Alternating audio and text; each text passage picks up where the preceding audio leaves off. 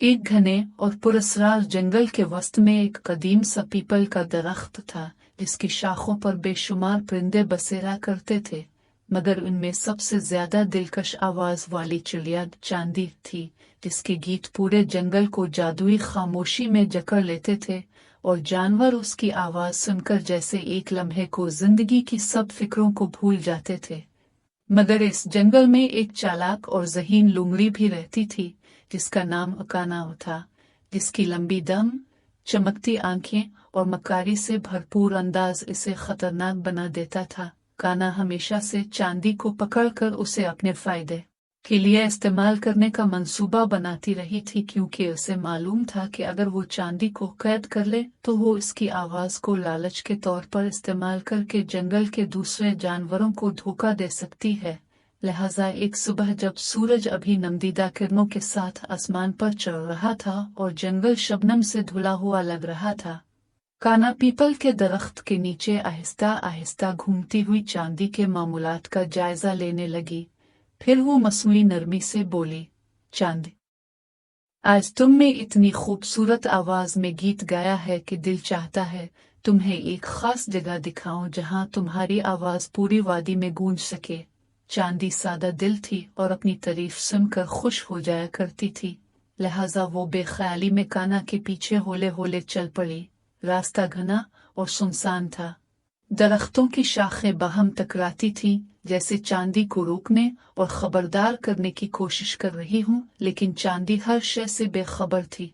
काना इसे एक पुराने खोखले दरख्त तक ले गई, जिसके अंदर पहले से तैयार जाली लगी हुई थी।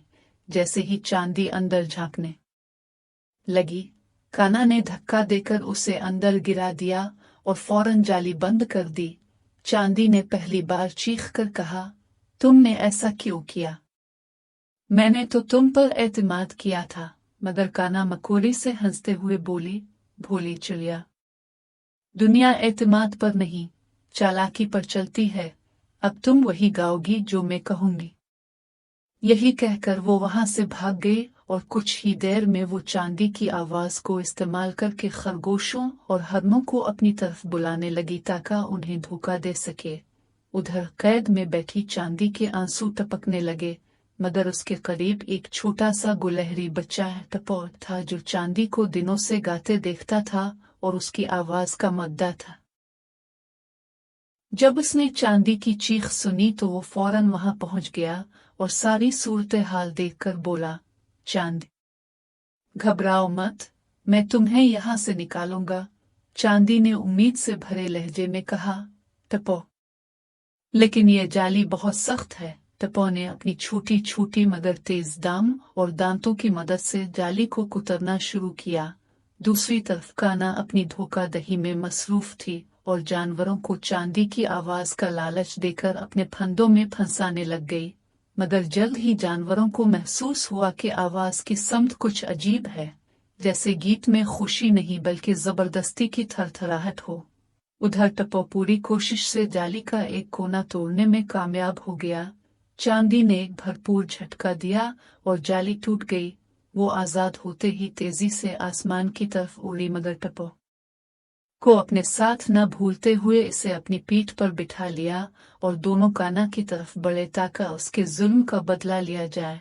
जब काना ने जानवरों को एक जगह फंसा रखा था और वो उन्हें डराने वाली थी, अचानक चांदी ऊपर से चक्कर लगाते हुए एक जोरदार चीख मारती है जो पूरी वादी में गूंज गई।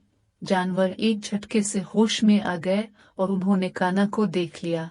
काना ने भागने की कोशिश की, मगर टपो ने उसके सामने गिरी हुई बीरियों को धक्का देकर उसके कदम उड़ा दिए और वो औंधे मुन गिर गई।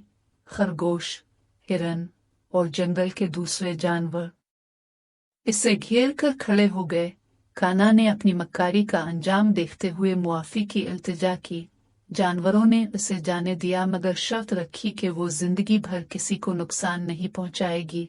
चांदी वापस अपने पीपल के दरख्त पर जा बसी, मगर अब इसकी आवाज में पहले से ज्यादा ताकत, वकार और सच्चाई थी, क्योंकि इसने आजादी की कीमत देखी थी और जंगल के हर बच्चे को ये कहानी सुनाई जाने लगी कि एतमाद कीमती है مگر عقل کے بغیر اعتماد خطرناک ہو جاتا ہے۔ یوں چاندی اور ٹپو کی دوستی جنگل کی مثال بن گئی، اور کانا کی چالاکی ہمیشہ کے لیے اس کی کمزوری ثابت ہوئی۔